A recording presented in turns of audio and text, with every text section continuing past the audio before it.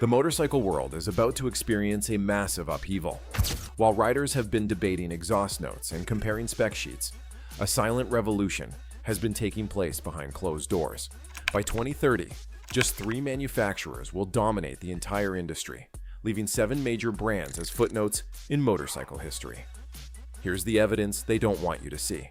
But before we start, hit subscribe, ring that notification bell, and comment below with which motorcycle brand you think is most vulnerable right now. The Great Deception. Here's what most riders completely missed while they were arguing about which exhaust sounds better. The industry is engaged in an invisible patent war that will determine who survives the next decade. 3 companies have quietly secured 847 critical motorcycle technology patents between 2018 and 2024. These patents cover everything from battery management systems to advanced rider aids, effectively creating innovation monopolies. Meanwhile, these same players have established a supply chain stranglehold that's nearly impossible to break. They've secured exclusive contracts with semiconductor manufacturers, battery cell producers, and rare earth material suppliers, the very components that every motorcycle manufacturer needs to build competitive bikes in the 2030s. The dealer network chess game reveals another layer of this strategy. Prime locations in major markets are being systematically acquired and consolidated. When independent dealerships struggle financially, these 3 manufacturers swoop in, ensuring their products receive preferential treatment, while relegating competitor brands to the shadows. What's most concerning is how financial engineering is replacing actual motorcycle engineering.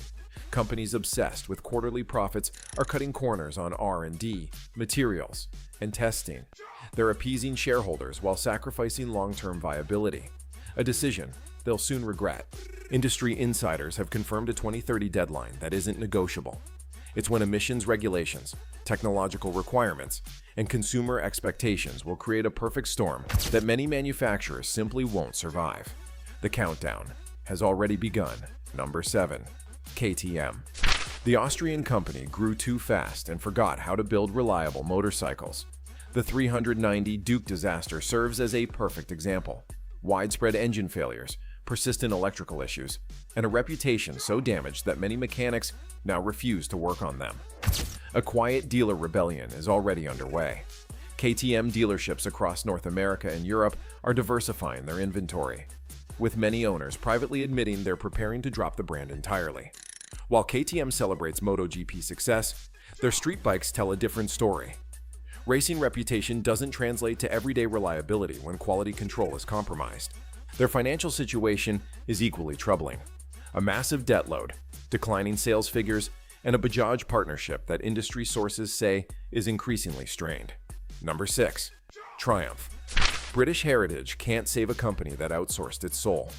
Triumph's Thailand manufacturing gamble created serious quality control issues that have eroded their premium reputation. Owners now report inconsistent build quality and premature component failures. Parts availability has become a nightmare, with some customers waiting months for simple repairs. Class action lawsuits regarding warranty support are gaining momentum in multiple countries.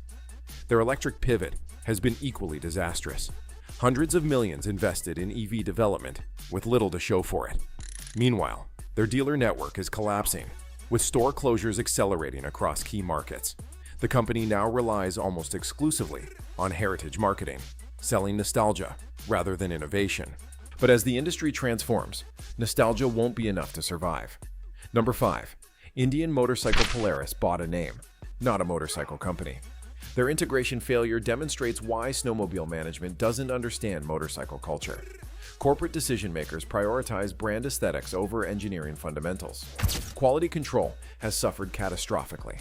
Recalls are frequent, engine problems persistent, and mechanics have taken to calling them garage queens. Bikes that look good but spend more time being repaired than ridden. Their strategy essentially copies Harley-Davidson's outdated playbook, guaranteeing they'll inherit the same problems. Dealer confusion is rampant with mixed Polaris/Indian showrooms that alienate both customer bases. Engineering limitations with the Scout platform prevent meaningful model expansion. They've built their future on a foundation that can't support growth or adaptation. Number 4. Aprilia/Moto Guzzi/Piaggio Group. When Italian passion meets corporate bureaucracy, everyone loses. The entire group has been subsidized by Vespa scooter profits for years, masking the motorcycle division's consistent losses. Their electrical system disasters have become legendary among mechanics, earning Italian bikes the worst reliability ratings in the industry. Their parts monopoly strategy backfired spectacularly. Controlling replacement components initially boosted profits, but ultimately destroyed customer loyalty when riders faced exorbitant repair costs. Dealer support has been effectively abandoned. Service training cuts have left technicians unable to properly maintain or repair the bikes they sell. The RSV4 may win on racetracks, but that success never translated to reliable street bikes or sustainable sales figures. Number 3. HarleyDavidson. The company that mistook customer loyalty for business strategy is facing a demographic death spiral. Their aging customer base isn't being replaced by younger riders, despite desperate attempts to appear relevant. The Livewire electric catastrophe burned through $100 million developing bikes nobody wanted at prices nobody would pay. Their dealer network is in revolt, forced to carry unprofitable models and failed electric inventory. For decades, they charged premium prices for outdated engineering, a strategy that's finally caught up with them. Discontinuing the Sportster, their only entry-level bike, during an industry shift toward accessibility, perfectly illustrates their fundamental misunderstanding of market dynamics. Number 2. BMW Motor Tora, German engineering excellence, killed by German corporate arrogance. BMW has developed an overcomplexion disease, building bikes so technologically complex they require dealer-only diagnostic tools for basic maintenance, alienating the DIY community that forms motorcycling's backbone. Their parts price extortion, $400 brake pads and $200 oil changes, is driving customers away permanently. Meanwhile, their reliability reputation has been destroyed by final drive failures, electrical gremlins, and increasingly common warranty denials. The GS Adventure line embodies this disconnect, marketed as the ultimate off-road machines while being built too heavy, too complex, and too fragile for actual adventure riding. Their dealer experience has deteriorated into service departments that treat customers like inconveniences rather than enthusiasts. Number 1. Ducati. The most shocking collapse will be Ducati, a brand everyone thought was bulletproof.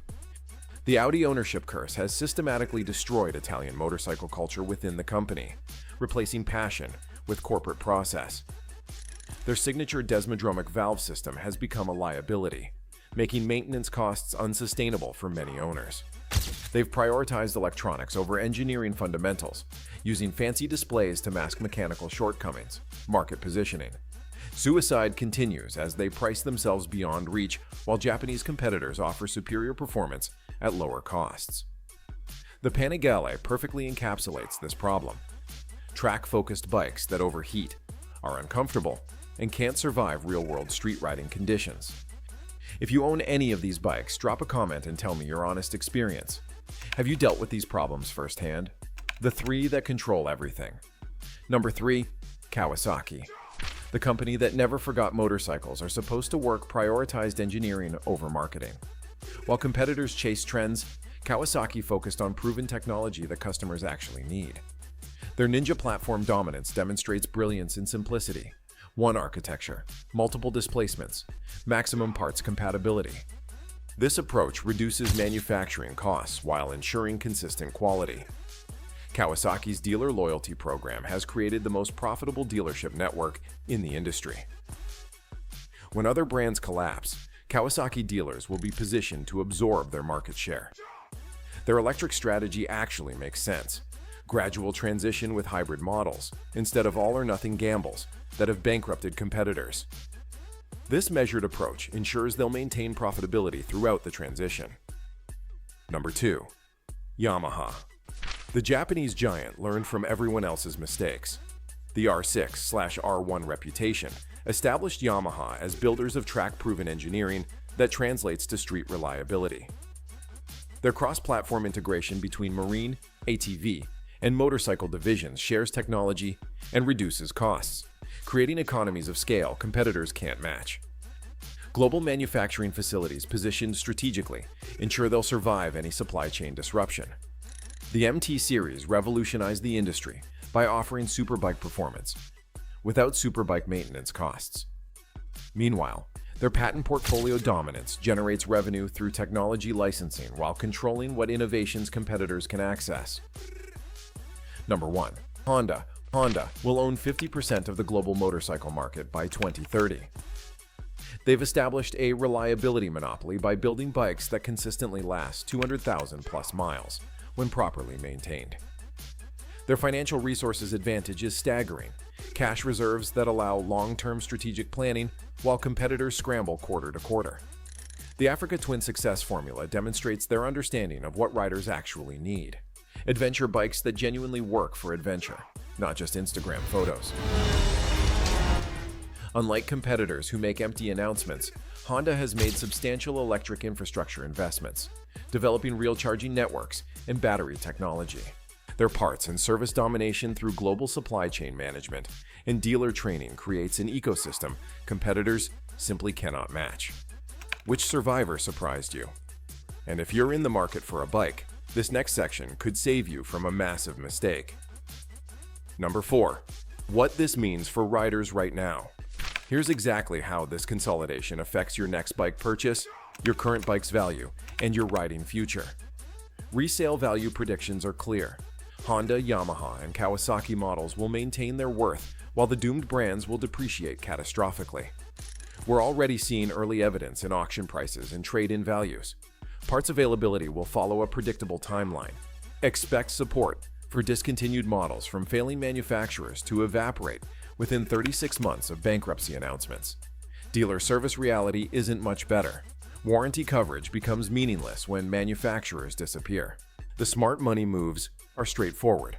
Buy Honda, Yamaha, and Kawasaki for long-term ownership. If you're considering any of the doomed 7, prepare for accelerating depreciation and increasing maintenance costs. Collectors should target limited production models from failing brands now, before prices temporarily spike due to nostalgia. By 2030, the motorcycle market landscape will be fundamentally transformed. 3 manufacturers will control approximately 85% of global sales, with the remaining 15% divided among small boutique builders focused on premium price points. The evidence is clear, the timeline is set, and now the choice is yours. The motorcycle industry is changing forever, and those who understand what's coming can position themselves accordingly. Do you agree with these predictions, or think I've got it wrong? Which brands do you think will actually survive? Comment below with your thoughts. Don't forget to subscribe. The industry is changing faster than anyone expected, and you won't want to miss what comes next.